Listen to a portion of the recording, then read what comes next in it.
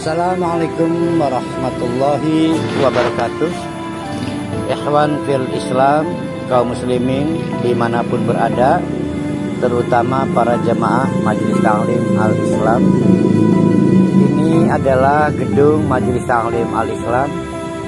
Alhamdulillah berada di areal seluas 2000 meter. Gedung ini sehari-hari digunakan untuk kegiatan taklim, terutama kajian tadabbur Al-Quran. Kita berharap pada tanggal 1 Ramadan nanti gedung ini sudah memiliki atap. Oleh karena itu, para ikhwan fil Islam yang ingin berkontribusi pada pekerjaan atap gedung ini, silakan menghubungi nomor-nomor yang akan dipublikasikan oleh kami. Mari kita raih surga Allah dengan cara menjadi bagian dari penyelesaian pembangunan gedung Al-Islam ini. Terima kasih, jazakumullah khairan katsiran. Assalamualaikum warahmatullahi wabarakatuh.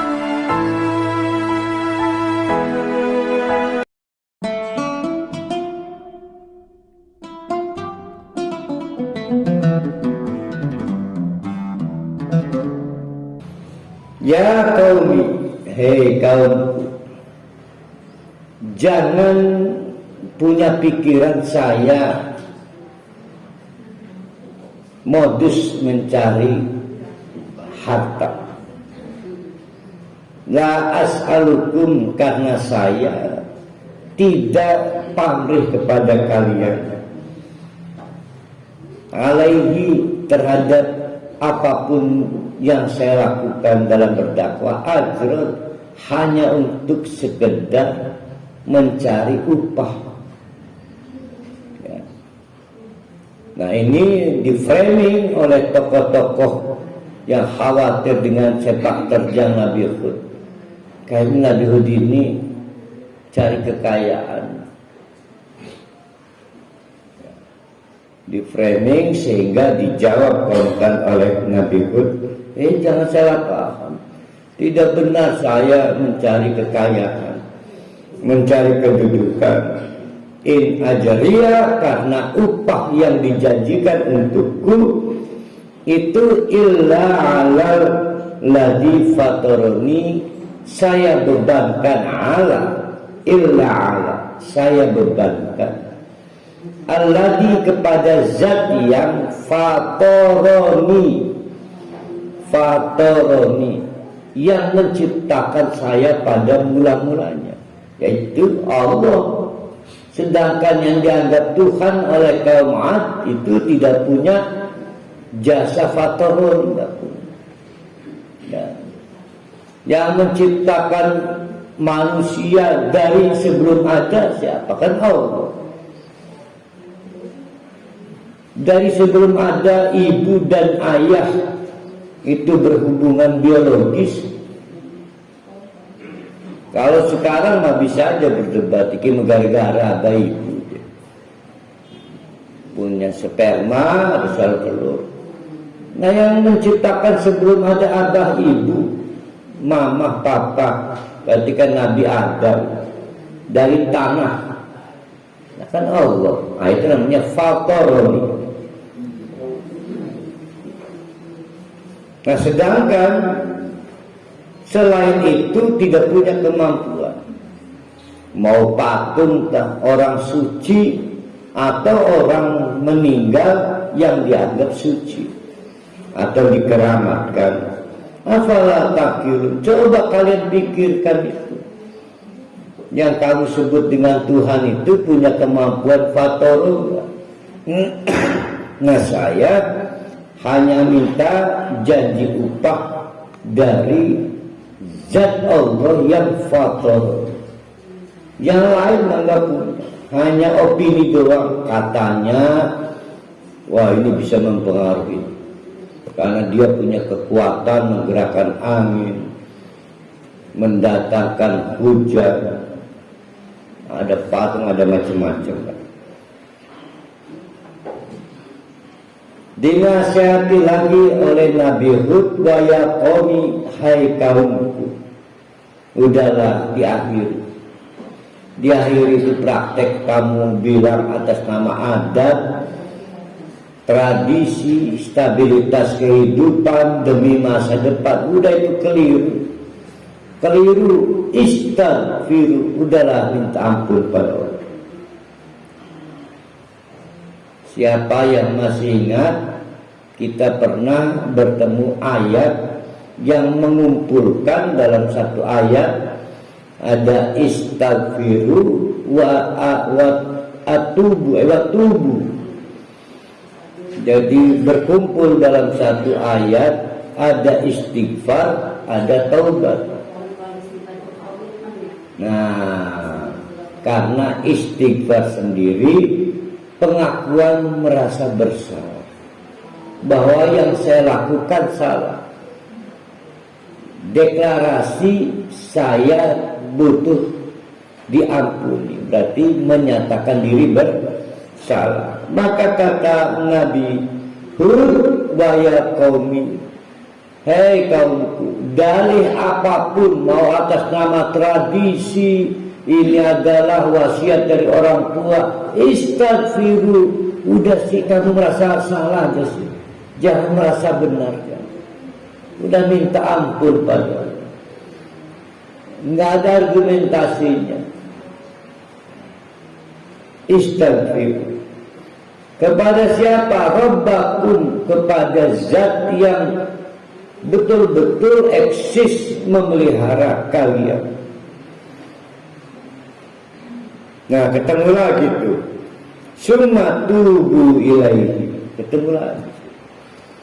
Kalau kamu sudah merasa bersalah, buktikan bahwa kamu minta ampunan pada Allah itu dengan bertaubat.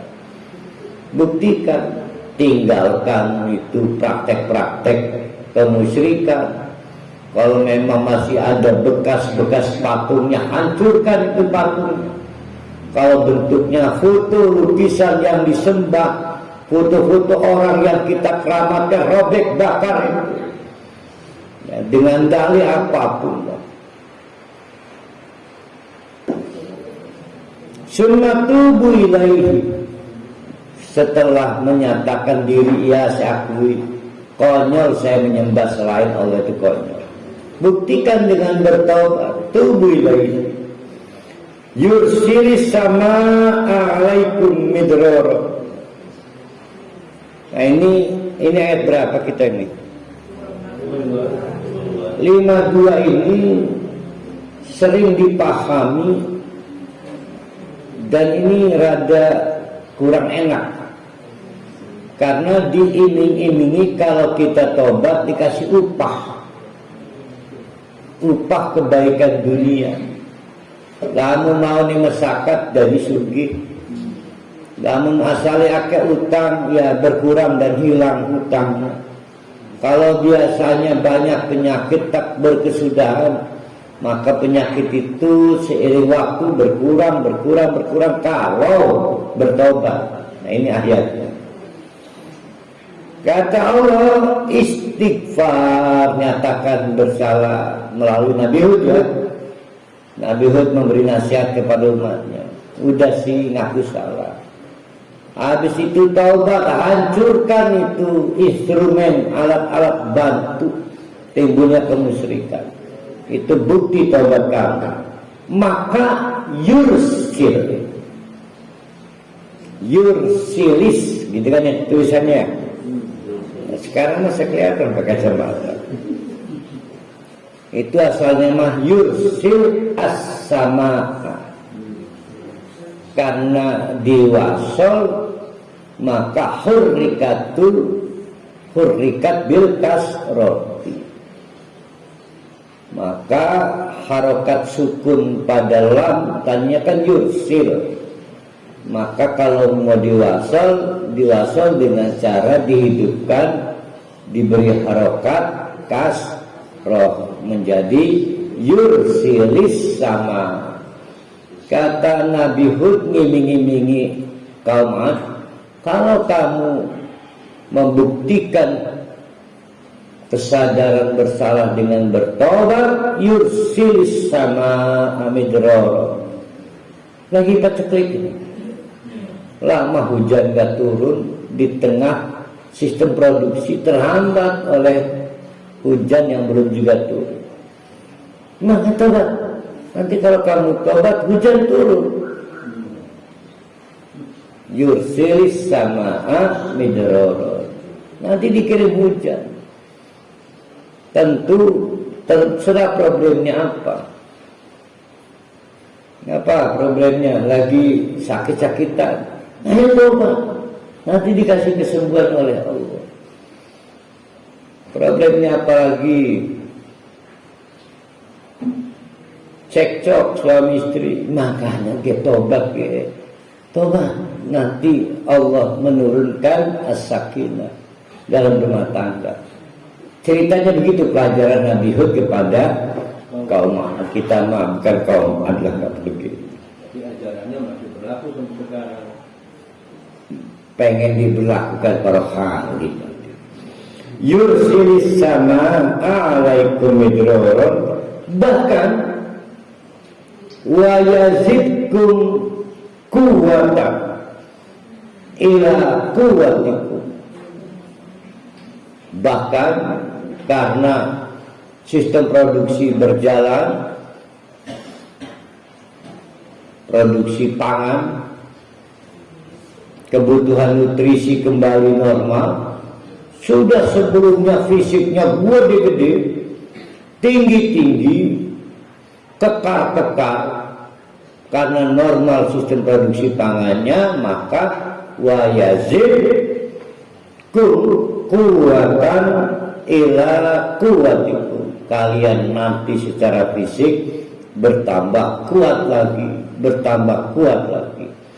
Badannya lebih besar lagi, suspek, tinggi, wah kuat lah. Itu kalau satu orang kaum Ad tekan yang pontang, nanti orang pontang, dewek kan kaum keok yang pontang.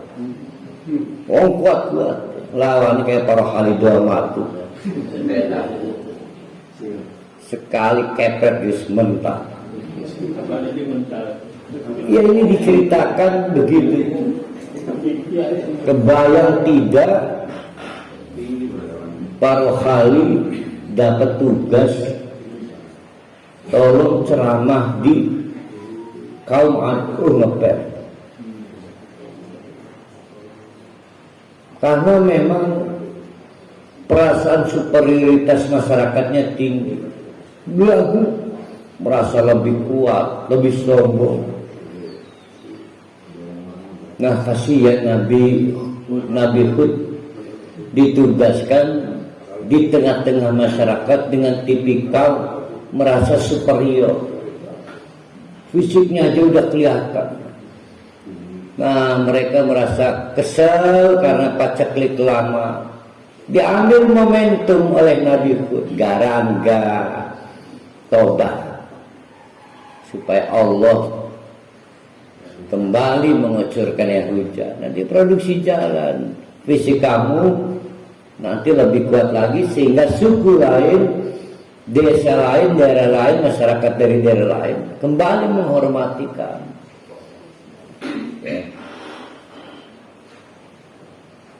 Rupanya dipakai sampai sekarang. Ustadz-ustadz kalau nasihatin para hali garangga tobat dan warungnya rame. Rupanya Garangga sholat duha, warungnya rame. ini tobat itu. Wala tatawallahu mujrimin, dan kalau sudah dapat normal, ekonomi normal, ingat-ingat ya, kamu kan udah tobat. Wala tatawallahu mujrimin, jangan kumat ya. Sebab kalau kumat ini urusan berabe. Kumat itu ke penyakit lain. Ya kumat musyrik lagi. Mereka mau bertobat mengakhiri kemusyrikan karena apa sebetulnya? Ayo, karena apa itu? Karena miskin, kesulitan ekonomi, atau karena menyadari kemusyrikan? Karena miskin. Ini karena ekonomi kan. Maka kata Nabi Hud, wala tatawalau mujrimin. Ayo, jangan coba-coba kembali musyrikin, nanti jatuh lagi ekonomi kamu. Jadi jangan dipakai nasihat ini. Ini nasihat untuk orang-orang yang memang lagi dibimbing.